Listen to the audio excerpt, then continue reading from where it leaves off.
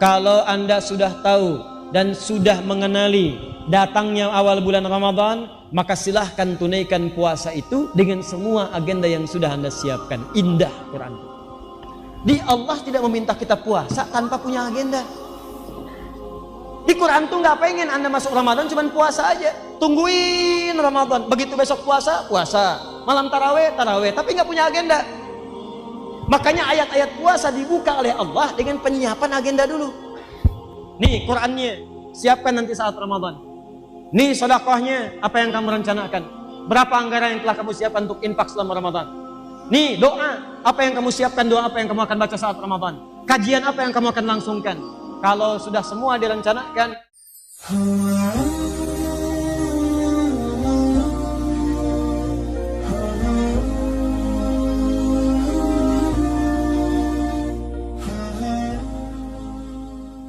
baik, jadi ini rahasia yang pernah saya janjikan. Sekarang saya berikan informasi sebagai tambahan dan ini bahasan yang terakhir. Faman syahida minkumus syahra falyasum. Kalau Anda sudah siapkan agendanya, agenda sedekah, agenda baca Quran, agenda tilawah Quran, agenda menghafal Quran, agenda infak, agenda berbuat baik, maka faman syahida minkumus syahra. Kalau Anda sudah tahu dan sudah mengenali datangnya awal bulan Ramadan, maka silahkan tunaikan puasa itu dengan semua agenda yang sudah Anda siapkan. Indah Quran itu. Di Allah tidak meminta kita puasa tanpa punya agenda. Di Quran tuh nggak pengen Anda masuk Ramadan cuman puasa aja. Tungguin Ramadan, begitu besok puasa, puasa. Malam taraweh, taraweh, tapi nggak punya agenda. Makanya ayat-ayat puasa dibuka oleh Allah dengan penyiapan agenda dulu. Nih Qurannya, siapkan nanti saat Ramadan. Nih sedekahnya, apa yang kamu rencanakan? Berapa anggaran yang telah kamu siapkan untuk infak selama Ramadan? Nih doa, apa yang kamu siapkan, doa apa yang kamu akan baca saat Ramadan? Kajian apa yang kamu akan langsungkan? Kalau sudah semua direncanakan, faman syahida minkumus syahra.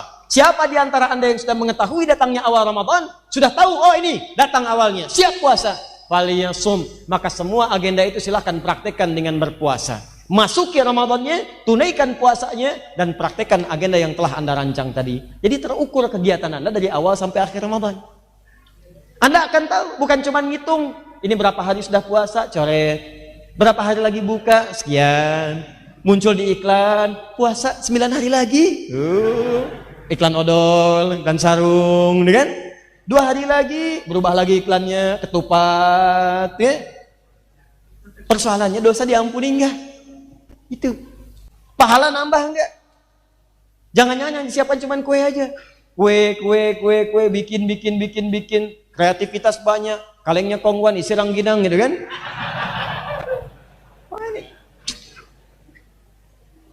Allahu Akbar. Yuk, lihat sini. Ini tambahan ya. Fokus baik-baik. Awas. Ini menjadi materi nanti yang terakhir kita sampaikan. Yang terkait Idul Fitri nanti saya sampaikan saat itikaf. Perhatikan baik-baik. Faman syahida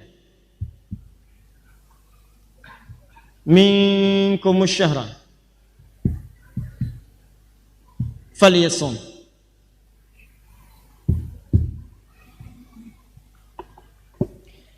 Dibuka dengan kalimat syahrul Ramadan, ditengahi dengan kalimat faman syahida minkumus syahra. Siapa yang sudah menyaksikan, mengenali, mengetahui, nampak padanya syahra Ramadan itu sudah datang. Ya, ingat baik-baik. Asy-syahru kembali kepada syahrul Ramadan di awal ayat. Syahrul Ramadan alladzi unzila fihil Quran. Dibuang kata Ramadannya, diganti dengan alif lam. Alif lam ini dikenal dengan alif lam at-ta'rif. Kalimat yang dimasuki alif lam at-ta'rif dikenal dengan ma'rifah, menunjuk kepada kata yang sudah diketahui. Faman syahida minkumus syahra. Maka siapa di antara kalian yang sudah menyaksikan, mengetahui, mengenali datangnya bulan Ramadan yang dimaksudkan. Falyasum, fa pakai fa. Harfu tartib. Awas, hati-hati. Harfu tartib juga termasuk harfu atfin bila hudud. Tartib artinya berurutan. Maka silahkan tunaikan puasa itu bersegera dengan berurutan sesuai hukum-hukumnya. Tertib tunaikan. Awas, waktu sahur, waktu tarawih. Jangan waktu tarawih sahur, waktu sahur tidur.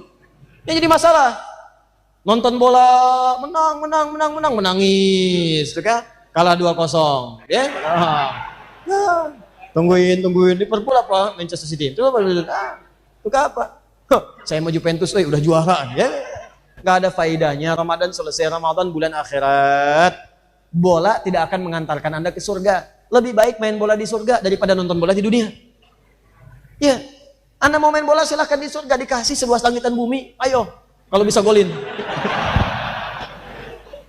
Kiper di bumi, ya gawang di surga gitu kan, di langit. Nah, udahlah, dunia mah gampang. Dunia itu kecil. Kalau terlalu loba dengan urusan dunia, capek nanti pikiran Anda. Lebih baik pikirkan akhirat saja. Jelas ya? Nah, lakukan dengan tertib. Kemudian atfin bila hudud, cepat tanpa jeda. Di kalau sudah datang Ramadan, cepat siap-siap. Mau tarawih, cepat siap-siap. Cepat, kalau bisa nggak usah ada jeda. Yang dimaksud nggak usah ada jeda itu, jangan banyak memikirkan, jangan banyak menangguh-nangguhkan. Siap tarawih, siap-siap. Siap baca Quran, kan sudah ada agenda. Kalau sudah agenda, jangan dipotong dengan jeda-jeda yang lain. Saya siapkan baca Quran setelah tarawih, 20 menit baca Quran, baca. Jangan diselang dengan yang lain. Diselang pakai yang lain, amalan tertunda. Ujung-ujung tidur ketinggalan. Besok mau ganti, nggak sanggup lagi. Siapkan. Ada infak sekarang, disiapkan anggaran. Kan kita belajar kemarin. Ustadz saya cuma punya 300.000. Ramadan 30 hari, bagi 30, 10.000. Di mana Anda akan masukkan? Saya nggak mau riak, saya masukkan saat subuh saja. Begitu orang-orang belum banyak yang datang, saya masukkan. Saya pengen masukkan saat tarawih. Saya pengen masukkan, tidak ingin ke kotak infak, tapi langsung diberikan kepada fakir, yatimnya dan sebagainya. Silakan. Setiap hari Anda tetapkan di mana tempat infaknya, jam berapa Anda berikan, begitu peluangnya ada, langsung masukkan. Ustadz saya pengen masukkan saat Al-Ihsan. Kan yang tarawih itu suka ada kotak jalan kan? Itu bukan mobil-mobilan. Oh. Masuk. Bukan. Ya, ada isinya, masukkan. Nggak ada program, cari yang lain. Paham ya? Siapkan. Fa. Nih, ini cuma huruf fa aja satu, tapi maknanya dalam. Jadi kalau sudah teragendakan, siapkan dengan baik, dengan tertib, jangan ditunda amalannya, apalagi pahalanya berlipat. Cuman yang mau saya sampaikan ini, faman syahida. Allah tidak mengatakan faman hasiba, hisab, atau faman ro'a, ru'yat. Allah sampaikan faman syahida. Syahida itu kalau bahasa Indonesia sekarang ya diserap jadi syahadat. Asyhadu an la ilaha illallah wa asyhadu anna Muhammadar Rasulullah. Itu asalnya syahida. Syahida yashhadu, menyaksikan. Pertanyaan saya ketika Anda mengatakan saya menyaksikan bahwa tiada Tuhan selain Allah. Pertanyaan saya, apakah Allahnya nampak oleh Anda pada saat itu? Tidak. Dalam sholat Anda katakan asyhadu an la ilaha illallah, menyaksikan tidak ada Tuhan selain Allah. Allahnya kelihatan tidak? Tidak, belum kelihatan saat di dunia, tapi tanda-tandanya ada kan? Buktinya Anda yang diciptakan, buktinya di alam semesta ini, kekuasaannya nampak oleh kita, diperkenalkan oleh Allah sifatnya, pemeliharaannya yang membuktikan gak ada Tuhan lain selain Allah. Kata Allah, qul huwallahu ahad, Tuhan itu cuma satu. Kalau lebih daripada satu, kacau kehidupan di semesta. Tuhan nanti punya banyak pikiran. Tuhan dua, Tuhan tiga. Setiap ada satu zat pasti punya pikiran. Bayangkan, jangankan Tuhan, Anda saja kalau 3 orang tidak akan bersepakat pada satu pilihan. Yang satu mengatakan kuning. Yang satu mengatakan hijau, satu mengatakan biru. Bagaimana kalau Tuhan lebih daripada satu? Lau kana fihi ma alihatun illallah la fasadata. Quran surah ke-21 ayat 22. Kalau di alam semesta banyak lebih dari satu Tuhan, kacau nanti alam semesta. Tuhan pertama mengatakan turunkan hujan. Yang kedua mengatakan jangan, cerah saja. Yang ketiga mengatakan halilintar, ribut sesama Tuhan, peranglah perang Tuhan. Kalau Tuhan berperang, bagaimana dengan hambanya? Kebayang ya? Nah, jadi semua dibuktikan, nampak, nggak kelihatan fisiknya, nggak kelihatan zatnya saat di dunia, tapi sifatnya ditampakkan kepada kita untuk menunjukkan keunggulannya. Ini menunjukkan ada perbedaan antara Tuhan dengan makhluk, Khalik dengan makhluk. Jadi Khalik itu harus lebih unggul. Kalau manusianya lemah, Tuhannya kuat. Kalau manusianya terlihat, Tuhannya jangan kelihatan. Untuk menunjukkan lebih hebat dibandingkan dengan yang ada. CCTV paling hebat itu kan yang nggak nampak. Kalau ketahuan bukan CCTV namanya. Jelas ya? Di semakin tak nampak tapi bisa melihat kita, semakin hebat namanya. Nanti di akhirat begitu dibuka, ditampakkanlah semuanya. Kalau amal kita cukup, maka turunlah Quran surah 75 ayat 22 sampai 23. Paling kiri sebelah atas. Wujuhu yawma idin nadhirah. Ada orang yang di akhirat wajahnya berbinar, bersinar gembira. Bukan karena masuk surganya. ila rabbiha nadhirah. Karena bisa melihat Allah tanpa hijab langsung. Ada nanti yang bisa melihat dan mudah-mudahan kita termasuk di dalamnya insyaallah ya. Sekarang kita imani, kita yakini laisa kamitsli syai', jangan dibayangkan apa-apa. Kita beriman walaupun tak melihat langsung tapi tanda-tandanya nampak, itu yang disebut dengan syahidah namanya. Jelas? Tak kelihatan tapi bukti-bukti yang lain menunjukkan itu nampak. Jadi makna yang pertama syahidah. Yang kedua, makna syahidah yang kedua langsung menyaksikan. Terlihat, ada, mengalami, kelihatan, nampak, dikenali. Contohnya di Quran surah kedua ayat 282. Orang yang terkait dengan pinjam meminjam, utang piutang, jual beli, kata Allah hadirkan di antaranya dua orang saksi. Syahidaini min rijalikum fa illam yakuna rajulaini farajulun wahida. Ya, farajulun wa imra'atan, maka satu laki-laki, dua perempuan. Disebut dengan syahidain dari kata syahid, asalnya dari kata syahidah. Jadi kalau Anda ingin misalnya ke notaris, ya, akte jual beli tanah, mesti ada saksi kata Quran yang menyaksikan. Bukankah saksi itu kemudian didefinisikan melihat, ya, atau mengetahui, atau mengenali, atau mendengar, atau merasakan? Maka baru disebut saksi ketika dia bisa melihat, menyaksikan, atau mengetahui, walaupun tidak melihat, menyaksikan, dia mengetahui atau merasakan apa yang dimaksudkan. Maka dua-duanya berkumpul, bisa langsung melihat apa yang terlihat kalau mampu dilihat, atau yang kedua tak mampu melihat tapi mengetahui dari tanda-tanda sekitaran bahwa dia telah wujud. Paham? Dua peristiwa ini yang nampak langsung dan tak nampak tapi buktinya nampak, itu dalam bahasa Arab disebut dengan syahadah. Kata kerjanya disebut dengan syahidah. Maka ayat ini memberikan gambaran kepada kita. Lihat sini. Nih, kalau mau menerjemahkan, faman syahida minkumus syahra, maka jika ada di antara Anda, lihat sini, yang mengetahui datangnya bulan Ramadan itu. Lewat mana datangnya? Ada yang melihat langsung. Tut, nampak tandanya. Lihat, kelihatan, hilalnya nampak. Mana hilalnya? Mana hilalnya? Kok gak kelihatan? Itu tuh yang lagi tidur, security tidur namanya hilal gitu kan. Bukan yang itu, tapi yang di atas sana. Begitu melihat sesuatu tampak kemudian diamati awal hilal Ramadan, nanti saya terangkan apa itu hilal. Begitu sudah kelihatan, maka penglihatan secara langsung itu nampak disebut dengan ru'yah namanya. Maka muncul istilah ru'yatul hilal. Ru'yat.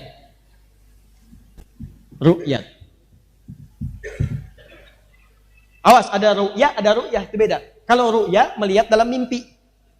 Ru'yah melihat dalam mimpi. Ru'yat kelihatan langsung bendanya. Jelas ya? Dari ra'a, yar'a, ra'yan, wa ru'yatan, wa ru'yaan. Kedua, waduh, gak kelihatan, gak nampak. Tapi buktinya wujud. Ada buktinya.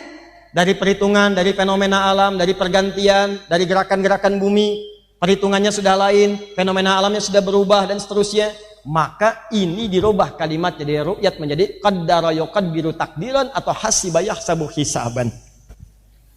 Dikenal dengan nama takdiriyah atau hisabiyah, hisab. Lita'lamu adadas sinina wal hisab.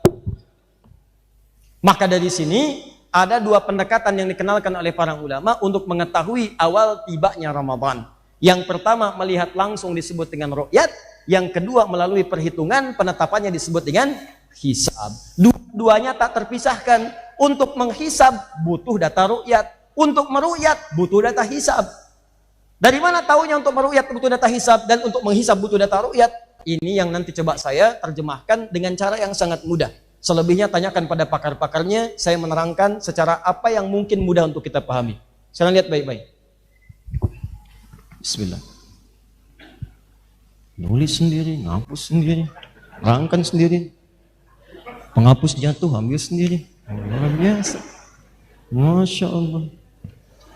Cuman datang, ngelihat, nulis, masuk surga lagi. Luar biasa jamaah malam ini. Allahu Akbar. Lihat sini. Satu.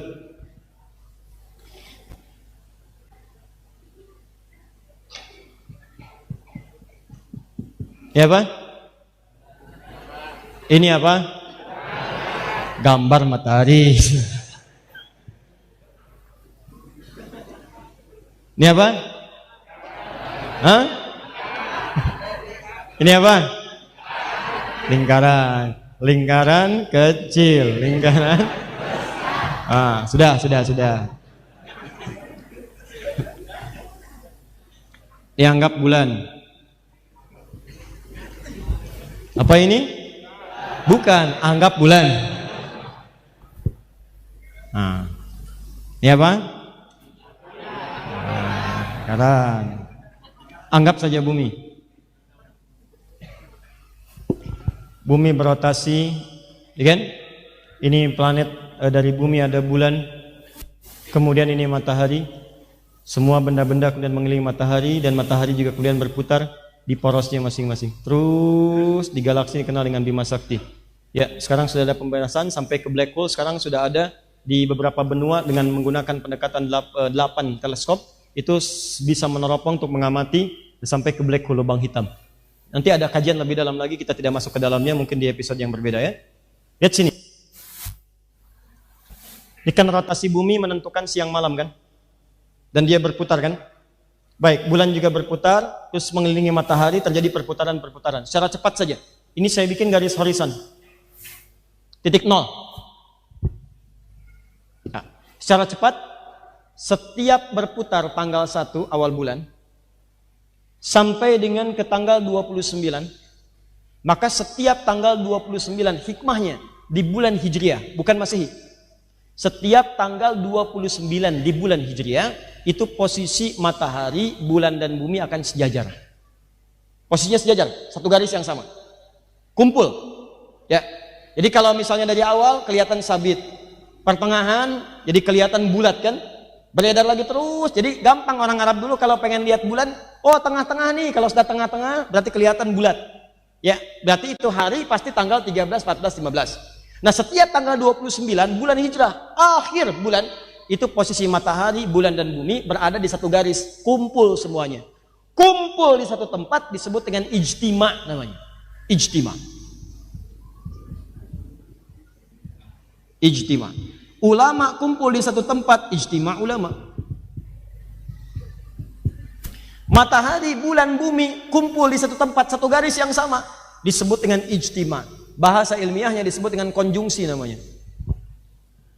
Konjungsi, bukan konjungsi bahasa Indonesia, disambung ya. Konjungsi. Ini terjadi setiap tanggal berapa? 29. Bulannya bukan Masehi tapi Hijriah. Ingat, bukan Masehi tapi apa? Hijriah. Setiap tanggal 29 maka akan terjadi posisi seperti ini. Fokus baik-baik ya, fokus baik-baik. Kalau sudah terjadi ijtima setiap tanggal 29 di akhir setiap bulan Hijriah, ini menandakan bulan itu akan berakhir masanya. Harinya akan berakhir, bulannya akan berakhir. Besoknya akan masuk kepada hari yang baru di bulan yang baru. Jadi kalau sudah masuk ke fase tanggal 29 Hijrah, ada ijtima matahari, bulan dan bumi, ini menunjukkan posisi itu sudah di akhir hari di bulan yang dimaksudkan. Misal, sekarang kita ada di bulan apa? Sya'ban. Sya'ban bulan ke-7 atau ke-6? 8. Sya'ban. Nah, antum masuk misalnya tanggal 29 Sya'ban. Sekarang 29 Sya'ban insya Allah akan bertepatan dengan tanggal 5 Mei. 5 Mei 2019. Fokus.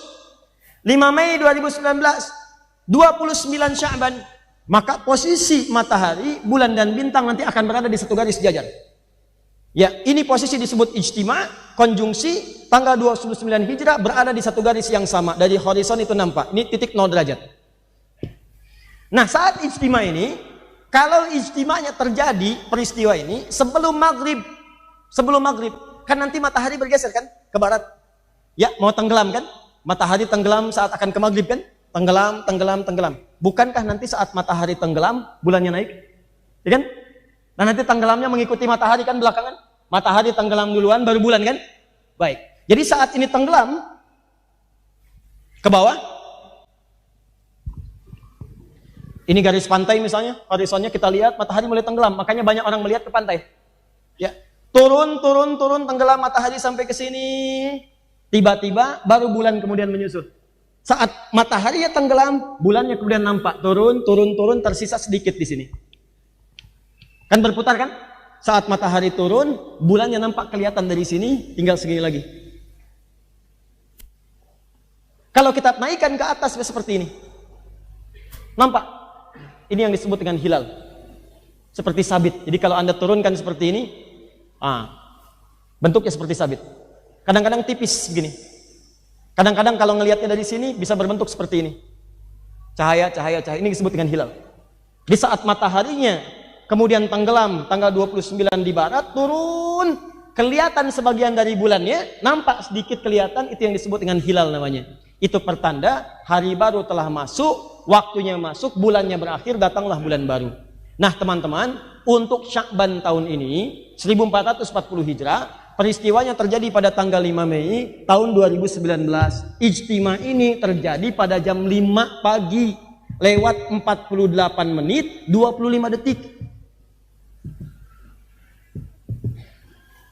Jam 5 lewat 48 lewat 25. Terjadilah ijtima ini. Nah selama jam 5 sampai dengan jam 6 kan matahari bergeser ke barat. Ya kan? Setiap sekian derajat naik, turun sampai dengan ke barat. Begitu turun bulannya nampak. Saat matahari turun ini, itu ketinggian bulannya sudah di atas 2 derajat. Ketinggiannya sudah 5 derajat, 48 menit 20 detik. Plus 5, 48, 20 detik.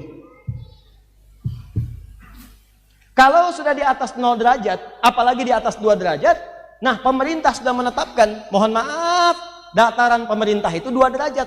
Jadi kalau sudah 2 derajat, itu bisa dipastikan besoknya menurut kalender pemerintah, itu akan terjadi bulan Ramadan. Kalau di bawah 2 derajat, itu insya Allah digenapkan bilangan bulan Sya'bannya di 30, kemudian selanjutnya baru lusanya puasa Ramadan. Tahun ini Alhamdulillah, posisi hilalnya 5 derajat di atas ufuk. Karena 5 derajat, yang ru'yat pasti kelihatan insya Allah. Yang hisab mah nggak mikirin, asal udah di atas 0, besoknya Ramadan. Karena yang hisab prinsipnya di atas 0, yang penting di atas 0, mau 1 derajat, mau 2 derajat, mau 3 derajat, yang penting di atas 1, sudah pindah waktu. Apa prinsipnya? Prinsipnya pindah. Contoh, ini Anda bisa paham kenapa banyak orang berselisih. Ini jam 12.00. Paham? Ini jam 6. Di sini ada jam misalnya 3, di sini jam 9. Lihat sini. Ini jarum jam yang pendek, ini yang panjang. Tengah malam jam 00, jam menunjukkan jam 00 lewat 1 detik. 00,1 detik. Pertanyaan saya, sudah pindah waktu belum? Kalau sekarang misalnya hari Kamis, tengah malam 00 lewat 1 detik, berarti sudah pindah waktu hari apa? Jumat. Saya nggak bicara maghrib dulu ya, saya bicara jam 00. Tapi kan masalahnya, angkanya dari jauh gak kelihatan jarum jamnya tuh, gak pindah. Di orang kalau punya jam digital, udah pindah waktu nih. Tapi kalau orang ngelihat jarum jam, belum pindah tuh, masih di 00. Makanya yang ru'yat, yang ngelihat, itu nggak nampak perpindahannya. Tapi yang punya jam digital, udah pindah nih. Ini yang menyebabkan orang hisab mengatakan sudah pindah waktu. Walaupun hilalnya nggak kelihatan, tapi waktunya udah pindah. Paham? Kata orang ru'yat, kan belum kelihatan pindah, masih di 12. Dia baru nampak kalau jam panjangnya ini udah lewat nih, ke 2 detik, ke 2 menit, ke 5 menit. Kalau jam panjangnya udah miring begini, baru nampak tuh udah pindah. Paham? Nah ini yang menyebabkan seringkali sudah kumpul ulama-ulama satu terakhir di Turki, ada konferensi ulama. Ditetapkan di sana batas kelihatan tuh 5 derajat. 5 derajat baru nampak. Oleh pemerintah kita diambil pertengahan untuk menengahi antara aliran hisab dengan ru'yat, ambillah 2. Jadi kalau Anda kemudian ada di atas 2 bisa nampak, ini ukuran dari pemerintah kita. Alhamdulillah sekarang ini posisi bulan hilalnya itu hilalnya di 5 derajat. Jadi yang ru'yat tidak ada masalah, yang hisab pun tidak ada masalah. Insya Allah teman-teman, kita akan bersamaan menunaikan Ramadannya. Tanggal 5 Mei-nya terjadi ijtima, maghribnya akan diputuskan kelihatan hilalnya, dan malamnya akan dimulai tarawih. Jadi puasanya akan dimulai 1 Ramadan tanggal 6 Mei tahun 2019. Insya Allah tidak akan ada perubahan di tahun ini. Insya Allah. Ya, jelas sampai sini? Ini kalau menggunakan hisab dengan ru'yat mengacu pada Al-Quran. Kecuali kalau pakai metode lain. Ramadan akan ditetapkan besok. Kenapa? Berdasarkan mimpi Abah tadi malam masih tahu. Jelas ya?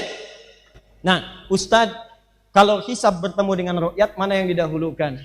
Teman-teman, dua-duanya tidak terpisahkan. Hisab dengan ru'yat itu satu kesatuan. Tidak mungkin orang meru'yat kalau nggak tahu data hisab. Dan tidak mungkin orang menghisab kalau tidak pernah mengeluarkan data ru'yat. Jadi jangan saling mencela. Kalau ada yang pakai hisab seperti di Eropa untuk memudahkan, silahkan. Kalau ada yang pakai ru'yat, nggak ada masalah. Jangan saling mencela. Paham ya? Awas, hati-hati. Karena nanti ada aliran yang ru'yat saja, ada yang hisab saja. Ini aliran juga menurut saya perlu dipertemukan dengan baik. Ya, awas, hati-hati. Ada yang tidak menerima hisab sama sekali. Saya pengennya ru'yat saja. Nah, kalau begitu Anda harus konsisten. Apa konsistensinya? Dalam waktu sholat pun Anda terapkan ru'yat. Karena hadis sholat itu sama persis substansinya dengan hadis-hadis tentang ru'yat puasa. Kata Nabi, waktu zuhur itu kalau matahari tergelincir, bayangan Anda sudah tingginya sama dengan tinggi Anda. Maka dicontohkan kemudian nombak tongkat ditempelkan ke tanah. Ya, begitu sudah ditajamkan ke tanah, lihat bayangannya. Kalau bayangan sudah sama dengan tongkat, baru kemudian sholat duhur. Semakin turun asar, semakin kecil maghrib, semakin hilang isya. Pertanyaan saya, siapa yang sekarang menentukan sholat dengan menggunakan bayangan tongkat? Ayo. Ada yang kalau mau sholat dulu nanam tongkat di luar. Tanam, kelihatan, oi, ada, siap, ada, nggak ada. Siapa yang mengarahkan Anda untuk sampai hitungan sekarang menggunakan angka? Sekarang kan pertanyaannya bukan berapa bayangannya, jam berapa sekarang? Apakah sudah zuhur? Apakah sudah isya? Silahkan tanya. Kan sekarang patokannya orang melihat subuh bukan keluar melihat fajar kan? Tapi melihat apa? Melihat angka jam. Sudah masuk belum? Itu hisab namanya. Jadi kalau sholat aja yang tiap hari Anda menggunakan hisab, kenapa saat Ramadan Anda ribut-ribut? Itu dalil yang hisab. Ru'yat gak ada masalah. Kalau pengen lihat silakan langsung lihat. Lihat, kelihatan, laksanakan. Tak nampak, ingin genapkan, silakan genapkan bilangan Sya'ban jadi 30 hari. Atau Ramadan nanti jadi 30 hari. Paham? Jadi jangan ada keributan-keributan. Semua ru'yat benar, hisab benar. Yang salah, yang tidak puasa. Ya, paham? Terakhir, insya Allah, untuk lebarannya pun, akhir Ramadannya, insya Allah, alhamdulillah, semoga Allah rahmati kita. Tahun ini pun insya Allah kalau melihat kepada pola-pola ini tidak akan terjadi perbedaan. Jadi kita akan mengawali Ramadan di waktu yang sama, satu Ramadan bersamaan dengan 6 Mei 2019, dan kita pun insya Allah akan mengawali Lebaran kita Idul Fitri di waktu yang sama. Tahun ini Lebarannya Idul Fitrinya tidak akan berbeda seluruh wilayah Indonesia dari Sabang sampai Merauke. Ya, akan dilangsungkan tanggal 1 Syawal. Ya, 1440 Hijrah bersamaan dengan tanggal 5 Juni. Saya ulang, 5 Juni tahun 2019 Masehi. Karena ijtima'nya penanda akhir bulan itu berlangsung tanggal 3 Juni. Cuman 3 Juni ini, 3 Juni hari Senin itu, 3 Juni itu ijtima'nya sore. Sore, jam 5 sore, jam 17. Sehingga karena jaraknya ke maghrib semakin dekat, ya semakin dekat, ketinggian derajatnya masih di bawah ufuk. Masih di bawah minus 0 derajat, ya minus 0 derajat. Minus kalau saya tidak keliru itu minus 16,6. Ya minus 0 derajat, 16 menit, 6 detik. Masih di bawah ufuk. Karena masih di bawah ufuk, yang hisab tidak akan menetapkan, yang ru'yat pun gak akan kelihatan. Kalau kelihatan ajaib. Ajaib itu, gak nampak. Maka karena tidak nampak dan terhitungnya masih di bawah ufuk, akan digenapkan Ramadan menjadi 30 hari. Baru lusanya ditetapkan kemudian menjadi awal bulan Syawal 1440 Hijrah. Jadi insya Allah Idul Fitrinya kita tanggal berapa? 1 Syawal 1440 Hijriah bertepatan dengan 5 Juni tahun 2019 Masehi. Jelas sampai sini? Baik. Jadi saya kira itu yang bisa saya sampaikan untuk materi kita di malam hari ini. Untuk bulan depan insya Allah kita akan masuk teman-teman sekalian. Ya bulan depan, karena kajian kita nanti bulan depan. Ya kajian terakhir menjelang Ramadan. Itu insya Allah semuanya berisi dialog, tanya jawab pertanyaan-pertanyaan yang mungkin kita bisa maksimalkan. Tolong siapkan selama sepekan apa yang nanti akan Anda tanyakan. Yang sudah ada akan direkap. Cuman saya tadi saat di Kelapa Gading, saya berjanji malam ini membacakan satu pertanyaan yang disampaikan tadi di Kelapa Gading yang belum sempat saya jawab. Ya, saya mohon izin satu saja. Ini masih ada di kantong saya. Ini untuk menepati janji. Ya, sambil ini saja yang beda lah. Bismillah. Assalamualaikum Ustaz. Assalamualaikum. Ustaz, akhir-akhir ini ayah saya mulai mengikuti Islam liberal. Berikan saya solusi Ustaz agar bisa mengingatkan ayah saya bahwa beliau salah. Terima kasih. Assalamualaikum warahmatullahi wabarakatuh. Baik, pertama saya koreksi, tidak ada Islam liberal. Tidak ada Islam liberal. Yang ada muslimnya yang liberal. Islamnya tetap tidak berubah. Di ini ada orang yang sengaja menambahkan istilah-istilah pada Islam sehingga Islam itu terasa terkotak-kotak. Banyak sektenya. Padahal Islam itu satu. Gak ada aliran-aliran yang bisa disematkan. Sekarang datang orang-orang melekatkan pada Islam. Islam itu sudah kalimatnya jam'un. Ya, kalimat bentuk sempurna. Kamilun, syamilun. Iza zida intakasa, iza nuhkisa fantakas. Kalau ditambahkan kalimat lain menjadi berkurang maknanya. Kalau dikurangi hilang maknanya. Islam itu ya Islam. Apa makna Islam? Dijelaskan oleh Nabi. Antasyhadu alla ilaha illallah wa anna muhammadar rasulullah tuqima salatu tiyaz zakata summa ramadan tahujjal baita nisata ilaihi sabila. Selesai. Itu Islam. Lalu ada orang nambah-nambah. Islam inklusif, terbuka. Islam eksklusif. Islam liberal. Islam plural. Islam macam-macam. Ini ingin menandakan bahwa mengesankan di Islam itu ada perpecahan dan terkotak-kotak. Jangan dengarkan orang-orang seperti ini. Ya, jadi tidak ada Islam liberal. Yang ada itu apa? Muslimnya, orangnya yang mengaku muslim tapi punya pemikiran liberal. Sehingga pemikiran itu seakan-akan disematkan kepada Islamnya. Padahal di Islam gak ada begitu. Nah, pertama saya ingin katakan, aliran liberal ini aliran yang terlambat lahir di bumi. Sekarang. Dia orang-orang telat. Kenapa? Karena zaman Nabi pun yang punya pikiran liberal sudah ada dan sudah ayat turun. Sudah ada ayat turun. Nih. Zaman Nabi ada seorang Yahudi. Namanya Ka'ab bin Ashraf. Ka'ab bin al-Ashraf ini seorang Yahudi punya pemikiran liberal. Bahkan ini ada kesan-kesan pluralisme agama. Bukan pluralitas, pluralisme. Jadi orang Yahudi masuk Islam termasuk tokoh, tapi seringkali pergi ke sinagog dan suka baca Taurat. Ketika datang sahabat mengingatkan, kamu ini kan sudah muslim, kenapa baca-baca itu? Dan sering pergi ke sana. Apa jawabannya? Perhatikan jawabannya. Kata Ka'ab bin al-Ashraf, Taurat dan Quran itu kan sama-sama wahyu Allah. Bukankah Taurat dikirimkan kepada Musa Nabi? Al-Quran dikirimkan kepada Muhammad SAW, beliau Nabi. Dua-duanya kan wahyu Allah, kenapa saya dilarang? Jadi kalau saya baca ini, baca itu, sama-sama wahyu. Ini pemikirannya sudah pemikiran plural. Datang, kadang ke sinagog, balik, baca ini, baca itu. Dan menyamakan semua agama sama. Sama aja Taurat dengan Quran. Sama aja risalah Musa dengan Muhammad. Ya, padahal dalam hakikat Al-Quran ada keterangan, ada sesuatu yang dirubah di dalamnya. Maka dilaporkanlah kepada Nabi perilaku Ka'ab bin al-Ashraf ini. Begitu dilaporkan kepada Nabi, turunlah kemudian Quran surah kedua Al-Baqarah ayat 208. Paling kiri pertengahan. Ya ayyuhalladzina amanu dukhulu fis silmi kaffah. Hei orang-orang beriman, kalau sudah menyatakan masuk Islam, sudah beriman, maka masuklah kepada Islam dengan kafah. Jangan campur adukan ajaran Islam dengan yang lain-lain. Jangan bawa pemikiran kamu untuk menyimpulkan satu ajaran dalam Islam. Maka keluar kalimat Nabi yang sangat populer. Lau kana Musa hayyan. Kalaulah Musa masih hidup sekarang, dia akan meninggalkan ajaran yang dulu dan masuk kepada mengikuti ajaran saya. Karena ajaran Islam penyempurna. Datang dengan risalah yang terakhir, menyempurnakan yang sebelumnya, maka yang sebelumnya diikutkan kepada yang sudah ada. Saya tanya pada Anda, kalau Anda punya rangkuman-rangkuman isi buku, kemudian dibawakan edisi yang paling lengkap.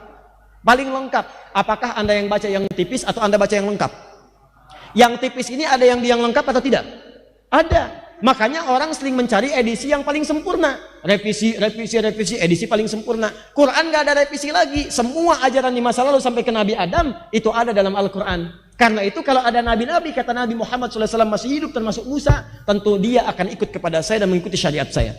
Maka merah padam muka Nabi untuk menunjukkan kekesalan beliau dan meminta kepada Ka'ab bin Ashraf untuk taubat dengan turunnya ayat tadi. Jadi tokoh utama di zaman Nabi yang hadir kemudian membawa aliran liberal dan pluralisme itu ada seorang Yahudi bernama Ka'ab bin Ashraf. Turun ayat, dihentikan ajarannya, dikembalikan kepada Quran. Diminta semua orang taubat, kembalilah kemudian kepada ajaran yang benar.